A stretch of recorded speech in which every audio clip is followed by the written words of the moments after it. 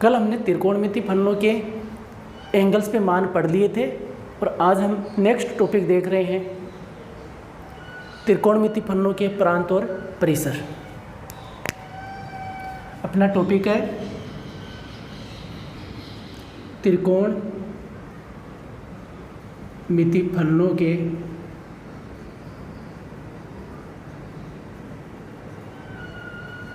प्रांत व परिसर।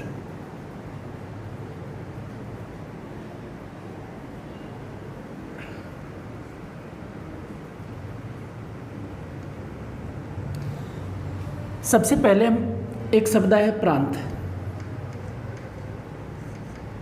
इसकी चर्चा करते हैं। जैसे आपको कोई फंक्शन दे दिया f(x) is equal to 2x, तो यहाँ पर हम x की वैल्यू, फंक्शन में x की वैल्यू जैसे x बराबर 0 रखते हैं तो हमें प्राप्त हुआ f(x) है वहाँ पे 0 रख देंगे तो 2 × 0 कितना आ जाएगा 0। x की जगह हमने 1 रखा तो हमें प्राप्त हुआ f(1) 2 × 1 कितना हो गया 2। इस प्रकार दिए गए फलन में, जैसे हमारे पास फलन दिया f(x) is equal to 2x, दिए गए फलन में x के सभी संभावित मान जिनको रखने पर फलन का निश्चित मान प्राप्त हो या फिर फलन परिभाषित हो जाए। फलन क्या हो? परिभाषित हो। तो जो निश्चित मान है जिनको हमने रखा था 0 और 1, ये तो कहलाते हैं प्रांत। ये तो क्या होते हैं? प्रांत। और जो हमें प्राप्त हो रहा था, क्या प्राप्त हुआ? 0 और 2, ये सारे के सारे कहलाते हैं परिसर। ये सारे के सारे क्या कहलाते हैं? परिसर। समझ में आया? जैसे function f(x) is equal to 2x दे रखा था तो हमने x में x की जगह 0 रख के देखा तो हमारे को प्राप्त हुआ 0, x की जगह हमने 1 रखा तो हमें प्राप्त हुआ 2। तो इस प्रकार हम x के जो जितने भी मान हैं सारे मान लिख सकते हैं इसके अंदर फलन, जिस पर फलन परिभाषित हो जाए। कैसा हो जाए? परिभाषित। जिस पर फलन क्या हो जाए? परिभाषित हो जाए। तो x के सभी मान प्रांत कहलाते हैं और जो हमें प्राप्त होता है उन्हें हम क्या कहते हैं? परिसर कहते हैं। अब देखना, एक बार डेफिनेशन देख लेते हैं। परिभाषित क्या होता है ये भी देख लो। परिभाषित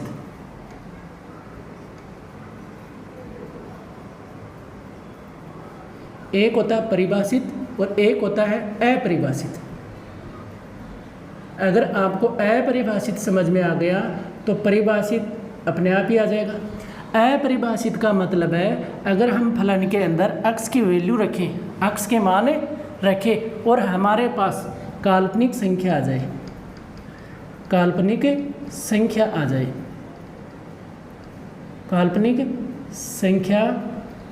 आ जाए, या फिर हमारे पास 0/0 रूप आ जाए, या हमारे पास 1/0 आ जाए, काल्पनिक संख्या आ जाए, या फिर 0/0 रूप आ जाए, या 1/0 रूप आ जाए। अगर ये तीनों पॉइंट आते हैं तो फलन उस बिंदु पर अपरिभाषित होता है। जिस बिंदु पर काल्पनिक संख्या है या 0/0 रूप है या 1/0 रूप है तो उस बिंदु पर फलन क्या होता है? अपरिभाषित होता है। जैसे एग्जाम्पल देखते हैं। आपको कोई फंक्शन दिया है f(x) is equal to √(x). अगर मैं x का मान -1, -2, -3 अगर इस प्रकार का रखता हूँ तो अंडरूट के अंदर हमारे पास संख्या प्राप्त होती है -1, √(-2), √(-3). इस प्रकार की संख्याएं कहलाती है काल्पनिक संख्या। कौन सी संख्या है? काल्पनिक संख्या। उसके बाद में 0/0 रूप, जैसे हमारे पास फंक्शन है F X is equal to, जैसे मैंने ये लिख दिया,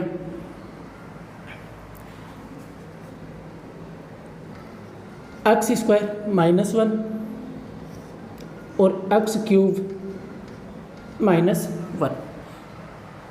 एक फंक्शन लिखा है X F X is equal to X square minus 1 upon X cube minus 1। अगर मैंने एक्स की जगह 1 रखा, कितना रखा? 1 रखा, तो 1 रखने पर 1 का स्क्वायर 1 माइनस 1 और 1 का क्यूब 1 माइनस 1, तो क्या आ गया? 0/0 रूप। इस प्रकार से रूप आ जाए तो ये अनिर्धारी रूप होता है। कौन सा? अनिर्धारी। या फिर तीसरा रूप है 1/0, जैसे F X is equal to आपको दे दे 1/x।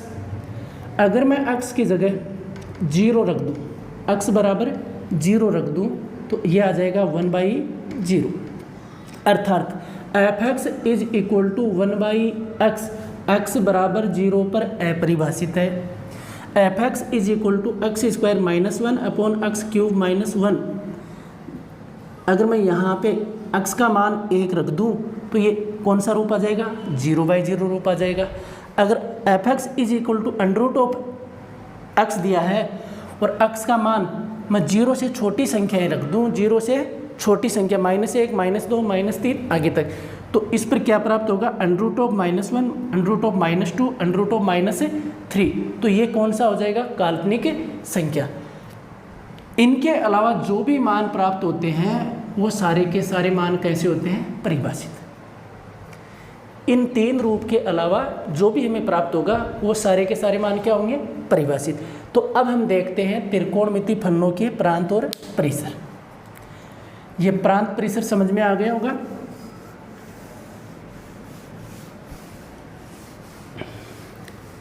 अगर डेफिनेशन देखें तो एक बार पुनः देख लेते हैं। प्रांत क्या होता है? दिए गए फंक्शन में x के सभी संभावित मान जिनको रखने पर फलन परिभाषित हो, तो x के सभी संभावित मान क्या कहलाते हैं? प्रांत। तथा जो निश्चित मान हमें प्राप्त होता है वो क्या कहलाता है? परिसर कहलाता है। अब हम देख रहे हैं त्रिकोणमिति फलनों के प्रांत और परिसर। त्रिकोणमिति, पहला त्रिकोणमिति फलन होता है साइन थीटा। अगर साइन थीटा की बात करूं तो हम थीटा का मान कंप्लीट r रख सकते हैं, वास्तविक संख्या रख सकते हैं। r का मतलब होता है वास्तविक संख्या। वास्तविक संख्या मतलब -∞ से +∞ तक सारे के सारे मान रख सकते हैं। तो थीटा का मान तो हमें कोई न कोई निश्चित संख्या प्राप्त होगी जो -1 और +1 वह इनके बीच की प्राप्त होगी। ठीक है। उसके बाद में अगर कोस थीटा के प्रांत और परिसर की बात करूं तो इसके अंदर भी हम कंप्लीट r रख सकते हैं और हमें प्राप्त होगा -1 और 1 के बीच की संख्या। तो ये हो गया साइन थीटा का प्रांत r, और साइन थीटा का परिसर हो गया -1 और 1 के बीच, और -1 और 1। उससे पहले में देखो ये साइन एक डब्बा लगाया है, क्लोज ब्रैकेट, क्लोज ब्रैकेट ये लगाया है। इसका मतलब क्या होता है? इसका पहले मतलब देख लेते हैं। अगर इसके अंदर कोई संख्या, जैसे मैंने लिख दिया 1 और 2, इसका मतलब है अगर वास्तविक संख्या पर देखें, इधर है -∞ और इधर है +∞। यहाँ पे पॉइंट अपना 1 है और यहाँ पे अगर पॉइंट 2 है, तो 1 और 2 को अगर क्लोज ब्रैकेट में लिखते हैं, इसका मतलब है ये 1 भी है, ये 2 भी है और इसके मध्य वाला भी है, ये बीच वाला भी है। अगर इसी चीज़ को मैं अगर ओपन ब्रैकेट में लिख दूँ 1 और 2, तब इसका मतलब ये है कि यहाँ पर अगर वास्तविक संख्या रेखा पर देखें तो -∞ से +∞, यहाँ पे पॉइंट 1 आ गया, यहाँ पे पॉइंट 2 आ गया। ये 1 नहीं है और ये 2 भी नहीं है, इसके बीच वाला मान है। छोटे कोष्ठक का मतलब होता है जो पॉइंट लिखा हुआ है वह नहीं है, उनके बीच वाला है। और बड़े कोष्ठक का मतलब होता है जो लिखा हुआ है वह भी है प्लस उनके बीच वाला भी है। अगर यही मैं मझला कोष्ठक के अंदर लिख दूँ 1 और 2। इसका मतलब ये है, अगर वास्तविक संख्या रेखा पर देखें तो यहाँ पे अगर 1 है, यहाँ पे अगर 2 है, तो इसका मतलब है सिर्फ केवल 1 है और केवल 2 है। तीनों ब्रैकेट समझ में आ गए होंगे। क्लोज ब्रैकेट की बात करें तो उसका मतलब है जो पॉइंट दिया हुआ वह भी है, 1 और 2 दे रखा है, ये दोनों है, प्लस उनके बीच वाली वैल्यू है। अगर यही छोटे कोष्ठक के अंदर हो तो उसका मतलब है कि 1 और 2 नहीं है, मतलब जो लिखा हुआ है वह नहीं है, उनके बीच वाला मान है। अगर यही मजला कोष्ठक के अंदर लिखा हुआ है, उसका मतलब है जो लिखा हुआ है सिर्फ वही है, इसके अलावा कुछ नहीं है। तो हमने यहाँ पे लिखा है -1 और 1 क्लोज ब्रैकेट में, इसका मतलब है साइन का प्रांत -1, साइन के लिए देख लेते हैं, यहाँ पे ये -1 है और यहाँ पे +1 है। इसका मतलब ये है कि ये पॉइंट भी है और ये पॉइंट भी है और इनके बीच वाली संख्या भी है, ये साइन का प्रांत होता है। -1 ये प्रीसर, साइन का क्या होता है, प्रीसर, -1 और 1 है तथा उनके बीच वाला है। इसी प्रकार कोस का प्रीसर भी यही है, -1 और 1। इतना समझ में आया। अब बाकी रह गया tan का प्रांत और कोट का प्रांत, उसके अलावा सेक और कोसेक, तो इनको मिटा देता हूं मैं, जो हमने देख लिया।